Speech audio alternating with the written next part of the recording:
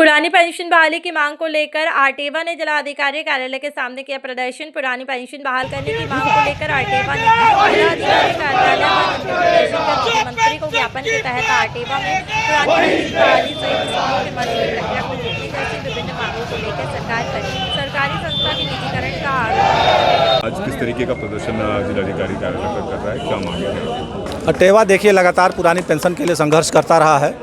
तो सरकार सबसे पहले एनपीएस का निजीकरण की, मतलब पुरानी पेंशन का निजीकरण करके एनपीएस लाई, फिर यूपीएस लाई और फिर लगातार जो है निजीकरण की दिशा में प्रयास कर रही है। मर्जर से लेकर तमाम विभागों में पदों की समाप्ति।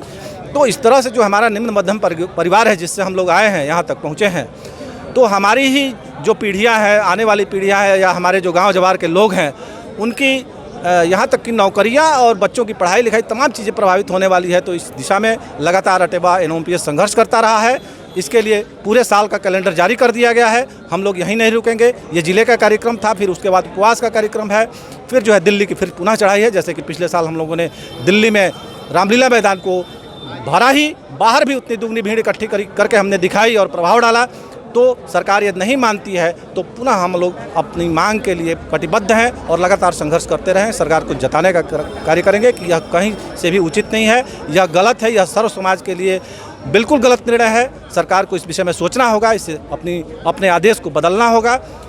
इन्हीं सारी बातों के तो आज आप लोगों ने ज्ञापन किसको सौंपा, किसके नाम? जी, ज्ञापन हमारा मुख्यमंत्री जी के नाम था, क्योंकि मर्जर आदि यहीं से आदेश हुआ था और सीधे सीधे हम लोग एनपीएस, यूपीएस और निजीकरण के विरोध में हम लोग प्रधानमंत्री जी को भी ज्ञापन दिए हैं। तो सरकार जो दलील दे रही है कि मर्जर के जरिए कहीं ना कहीं जो है हम चीज़ों को बेहतर करना चाहते हैं, तो उसको किस तरीके से आप देखते? देखिए, मर्जर के नाम पर, ठीक है, मैं ये कह रहा हूँ कि यदि आपके घर में कोई व्यवस्था खराब चल रही है, आप गार्जियन हैं, तो गार्जियन व्यवस्था ठीक क्यों नहीं करता? उसकी समझ में यदि कोई दिक्कत है, कहीं से कोई समस्या है, तो मर्जर जो चीज़ें हुई हैं, जहाँ विद्यालय में आपको लगता है कि बच्चे कम हैं, तो आप आसपास में आपने कोचिंग संस्थान खोल रखे हैं, तरह तरह के छोटे छोटे प्राइवेट स्कूल खोल रखे हैं, तो ऐसा क्यों कर रहे हैं आप? उनको बंद करवाइए। और सीधे सीधे जो प्राइमरी में जो व्यवस्था आपने बना रखी है, टूटी फूटी मेज कुर्सियाँ हैं, न कोई व्यवस्था है, कमरे भी टूटे हुए हैं। देखिए राजस्थान में आप वहाँ मकान ही, वो